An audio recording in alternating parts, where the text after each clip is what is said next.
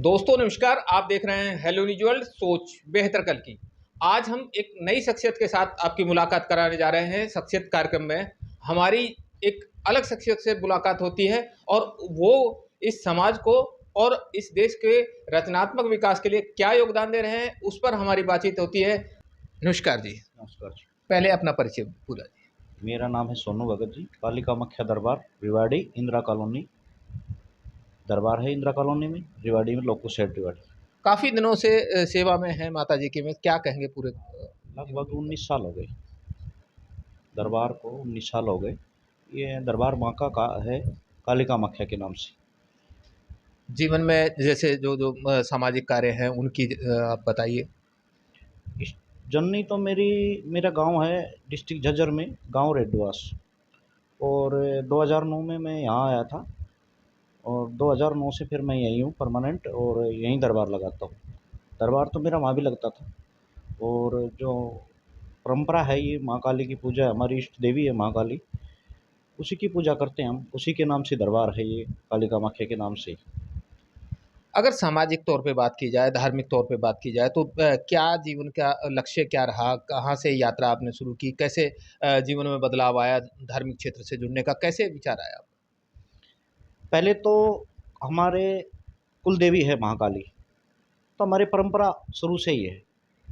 इसमें हम माता के, जैसे अभी जस्ट ही नवरात्रे आने वाले हैं, नौ, तो पहले हम नवरात्रे करते थे। और हमारे जो बड़े भाई हैं वो हमारे गुरु हैं, उन्होंने हम पर हाथ वाथ रख रखा है।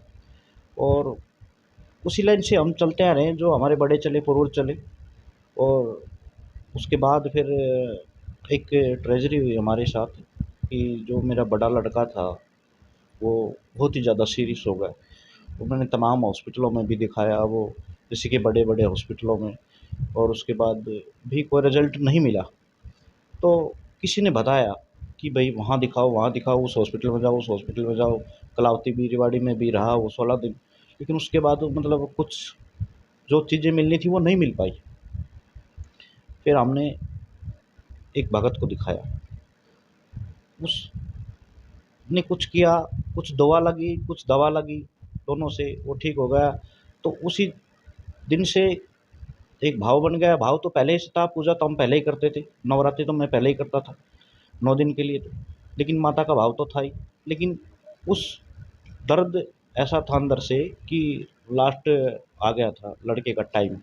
डॉक्टर ने बोल दिया था भाई 1 घंटे का टाइम है, इसको कहीं भी ले जाओ।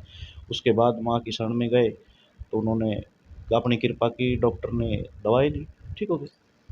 अगर पीठों की बात की जाए, धार्मिक एतबार की बात की जाए या स्वास्थ्य के दृष्टिकोण से बात की जाए, आयुर्विज्ञान जो है वो अलग बात कहता है, धर्म अलग बात कहते हैं। धर्म के नाम पे लोग तरह तरह की बातें करते हैं कि फला पीठ लगाता है, जैसे बागेश्वर का नाम आता है, पर्चियाँ निकाली जाती हैं। क्या मानते हैं कि कहाँ तक जो सिद्धि है वो काम करती हैं? सीधियाँ होती हैं, काम करती हैं, माँ की कृपा होती है। लेकिन वो उस पे डिपेंड करता है जो पर्ची निकालता है। अब बागेश्वर है, बड़ा नाम है, बड़ी हनुमान जी की कृपा है उन पे। बहुत सारे और भी हैं। कुछ लोग कहते हैं कि भाई शक्तियाँ तो होती ही नहीं, लेकिन भक्ति के हिसाब से शक्ति होती है। जितनी भक्ति करोगे उतनी शक्ति मिलेगी आपको। मतलब चमत्कार को नमस्कार है। अगर बात की जाए स्वास्थ्य के दृष्टिकोण से तो जैसे आपने बीमारी का, बच्चे के जो बीमारी का बताया, तो माँ की सेवा के बाद में कितना उस पे असर देखने को मिला? मेरे लड़के के बारे में, जी। मेरा लड़का तो ठीक ही हो गया। और अभी उसकी शादी कर दी, जस्ट ही 11वें महीने में शादी थी, बड़ा हो गया, शादीशुदा है। लेकिन जब दरबार लगाया तो मेरे पास जो लोग आते हैं तो वो बहुत सारे ठीक होकर गए। अभी एक 2 साल पहले का केस था मेरे पास, उसको वेंटिलेटर पे था वो लड़का, और डॉक्टर ने मना कर दिया था पारिक हॉस्पिटल को, और वो मेरे पास आए। ठीक है, वो लड़का वहाँ से प्रार्थना की और वो ठीक हो गया। तो अगर ये जो लोग जो ज्ञान और विज्ञान के बीच में झूलता आजकल धर्म है, धर्म के नाम पे बहुत कुछ लोग जो है कोई कुछ बताते हैं, कोई कुछ बताते हैं। कुछ लोग कहते हैं कि ये नहीं करना, वो दूसरा व्यक्ति कहता है ये नहीं करना। तो क्या मानते हैं कि इनमें जो ज्ञान है, जो आजकल शिक्षित व्यक्ति है, वो भी कहीं न कहीं जो है जो सामाजिक चक्र में फँसता है या किसी परेशानी में घेरे में आ जाता है, तो उसमें बड़ी दुविधा में आता है कि किसकी बात माने, उस पीठ की माने या दूसरी पीठ की माने, क्योंकि हर व्यक्ति अपने को राहत चाहता है। क्या कहते हैं? देखो, दुआ और दवा दोनों का महत्व हिंदुस्तान में, और हमारे जितनी भी शक्तिपीठें हैं महत्व उनका भी है। अगर दवा का महत्व है तो दवा का भी महत्व है और दुआ का भी महत्व है। तो जिसका अब हर इंसान का अलग अलग विचार है, और जहाँ तक हमारी सनातन धर्म की बात है तो वो तो सदियों से, और जो गुरुओं ने जो परंपरा चलाई हुई है वो तो सदियों से। लेकिन कुछ लोग पाखंड करते हैं, उनके खिलाफ हूँ मैं।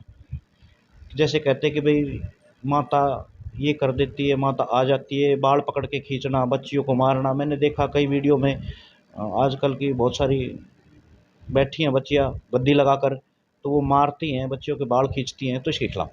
मतलब रेवाड़ी ज़िले में भी ऐसा हो रहा है? हाँ, रेवाड़ी ज़िले में भी मैंने देखा है कि है एक, नाम नहीं लेना चाहूँगा मैं, लेकिन मतलब मारती है बच्चियों को, तो ऐसा नहीं है। धर्म के नाम पे भी पाखंड की जो है जोत जगा रही है मतलब। हाँ, ऐसा है कि भगवान या माता किसी के अंदर आती है तो वो किसी को मारती नहीं। अगर ये अपने बच्चों को मार के देखे फिर कोई, जिस प्रकार प्रकार से वो मारते हैं, अपने बच्चों को मार के देखे। मैं इन चीज़ों के खिलाफ हूँ। अगर बात की जाए, सरकार बात करती है सबका साथ सबका विकास, बेटी पढ़ाओ बेटी बचाओ, तो क्या इससे लगता है नहीं कि बेटियों पे अत्याचार हो रहा है? हाँ, बिल्कुल अत्याचार हो रहा है बेटियों पे, क्योंकि पाखंड की तरफ ना जाए, अपने जो हमारे सनातन धर्म की परंपरा है उसकी तरफ जाए, भगवान को पूजे, माता को पूजे, लेकिन पाखंडियों के चक्रों में ना पड़े। सोशल मीडिया पे अब अगर हम देखते हैं तो काफ़ी जो है ऐसे चैनल चले हुए हैं जिनमें ये दावा किया जाता है कि कोई ये कहे कि माता आ रही है या उसमें बाबा आते हैं तो हम 2 लाख देंगे, 10 लाख देंगे, कोई साबित करके दिखाए। तो क्या मानते हैं कि जो लोग कर रहे हैं वो सस्ती लोकप्रियता के लिए ऐसा कर रहे हैं, या जो लोग ये दावा करते हैं कि उनमें जो है माता आ रही है या जो बाल बखेर लेते हैं, तो क्या मानते हैं कि क्या कौन-सा सच है?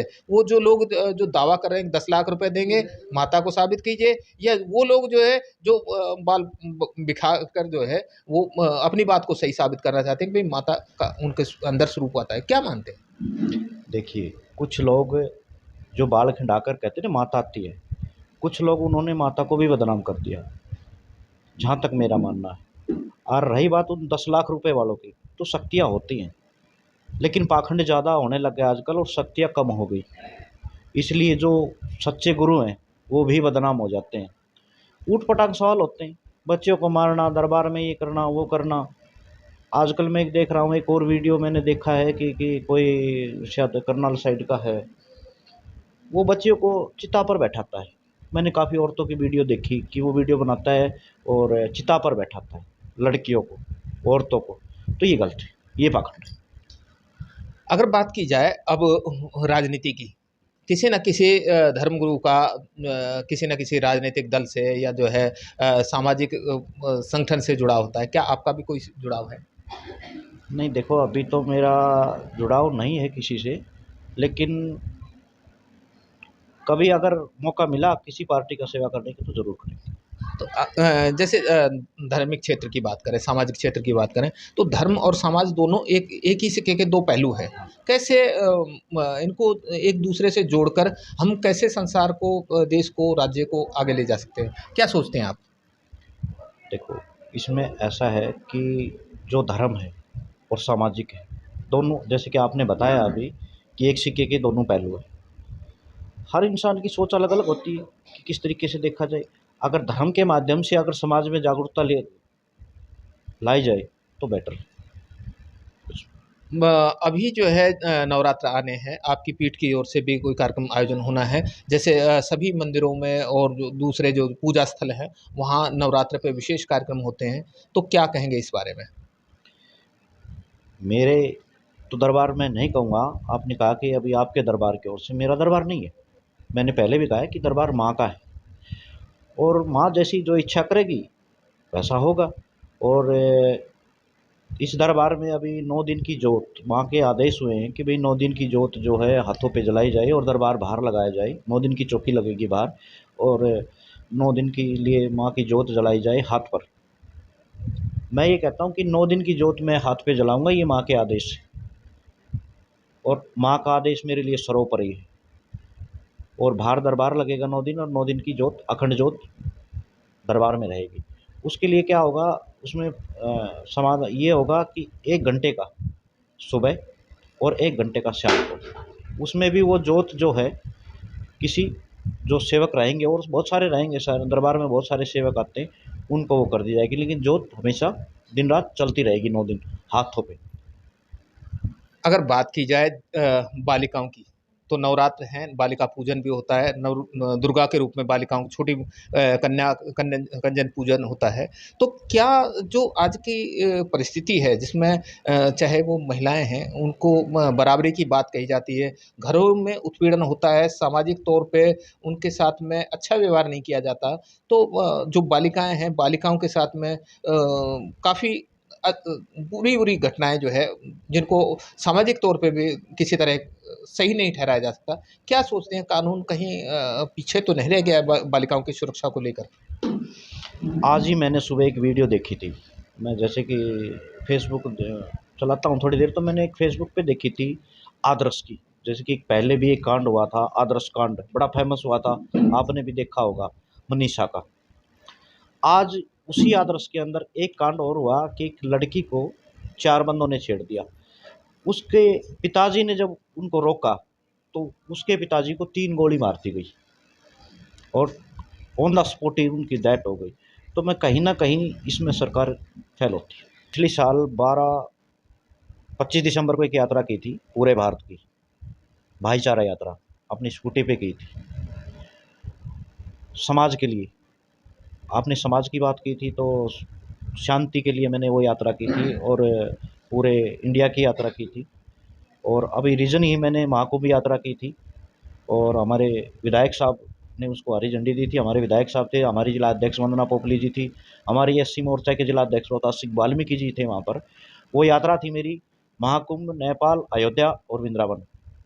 और वो यात्रा थी सबकी, जितने भी हमारे राजनेता हैं, मोदी जी के नाम, सीएम साहब के नाम और हमारे राव साहब के नाम, उनके स्वास्थ्य की कामना के लिए की थी मैंने वो यात्रा।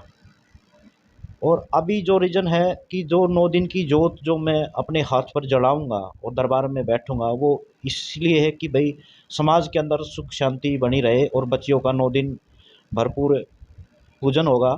लेकिन 9 दिन के बाद उन बच्चियों को कोई बच्ची मानता ही नहीं। 9 दिन तो वो देवियाँ होती हैं, लेकिन बाकी दिन क्यों? तो मेरा यही है प्रण, यही माता से प्रार्थना होगी उन 9 दिनों में कि हर दिन उन बच्चियों को बच्ची माना जाए, यानी कि 9 दिन ना। इसलिए मैं माँ के प्रार्थना करूँगा कि समाज में ये सुधार आए, और सरकार से भी, विधायक जी से भी मैं सबसे अपील करूँगा कि इन चीज़ों पर थोड़ा सा ध्यान दिया जाए। अभी आप जो बातचीत सुन रहे थे, हमने शख्सियत कार्यक्रम में एक नई शख्सियत से आपको रूबरू कराया, और रूबरू कराने के पीछे हमारा मकसद किसी व्यक्ति की विशेष की धार्मिक भावनाओं को ठेस पहुंचाना नहीं है। हम चाहते हैं कि धर्म और समाज जो है वो इस राष्ट्र और प्रदेश के विकास के लिए अपनी अहम भूमिका निभाए। और शख्सियत कार्यक्रम में उन्होंने जो बताया कि बालिकाओं के लिए कंजक पूजन जो होता है नवरात्र के दिनों में, जो चौकियां लगाई जाती हैं, जो लोग माता के नाम पर जो पाखंड रचाते हैं, जो लोग उनकी शक्तियों को, उनका निरादर करते हैं, उनकी अवहेलना करते हैं, उनकी जो शक्तियां हैं, जो जिन कंजक पूजन किया जाता है, छोटी छोटी बच्चियों का पूजन किया जाता है, उसकी उनकी अपेक्षा करते हैं, उनके साथ में गलत व्यवहार करते हैं किसी भी तरह का, किसी भी महिला शक्ति के साथ में, तो उनके खिलाफ भी उन्होंने ये कहा कि कानून कहीं ना कहीं पीछे रह गया है। तो कानून को अपने स्तर पे ऐसे लोगों के खिलाफ सख्त से सख्त कार्रवाई करनी चाहिए। दूसरा, उन्होंने स्वास्थ्य के दृष्टिकोण से बताया कि स्वास्थ्य अपनी जगह है, आयुर्विज्ञान अपना काम कर रहा है, और धर्म की जो शक्तियां हैं, जो देव शक्तियां हैं, अच्छी जो शक्तियां हैं, वो अपनी जगह आज भी कार्य कर रही हैं। हम सभी जो दर्शक हैं, जो दर्शक देख रहे हैं इस वीडियो को, उनसे सिर्फ एक ही गुजारिश करेंगे कि नवरात्र में कंजक पूजन के साथ कन्याओं के सुरक्षा और आत्म सुरक्षा के लिए भी ध्यान दें। और ये ज़रूरी है कि महिला शक्ति को उतना मान सम्मान ज़रूर समाज में दिया जाए जितना कि उनको ज़रूरत है, सामाजिक स्तर पे भी और राजनीतिक स्तर पे भी। अगर घर में हम उनको सम्मान करेंगे तो समाज में भी उनको सम्मान मिलेगा। आप देखते रहिए हेलो न्यूज़ वर्ल्ड, सोच बेहतर कल की। नई शख्सियत के साथ फिर होगी मुलाकात, तब तक दीजिए दिनेश विद्यार्थी को इजाज़त। नमस्कार।